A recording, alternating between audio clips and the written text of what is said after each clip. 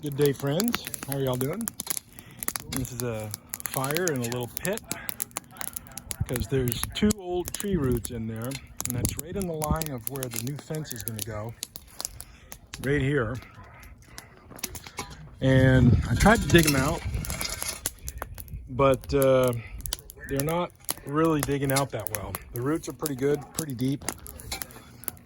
And stupid me, I should have dug those out when they were just little saplings along this fence line, but I just kept putting it off until now the fence is totally compromised. I'm replacing the entire fence, and that little fire I had to set to burn up the roots. Hopefully that'll sort of kill it. I don't know. Hope so. And those bricks are harvested from here to keep that beam from burning up. So we'll see how this goes. I'm also going to burn stuff in that barrel. All this crap and all that crap over there, and some of these old beams and that, today or tomorrow. Get rid of some of this junk, and then all this rubble debris down here that's going to be gotten out of here, and then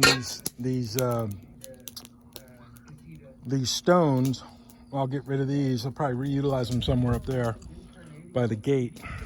But anyways, good old Boy Scout stuff coming out. Good old training I had as a kid, building fires, building them safely, cognizant of the possible damages or the factors of controllability. How do you control a fire? What do you do? Well, I've got this big pile of dirt right here.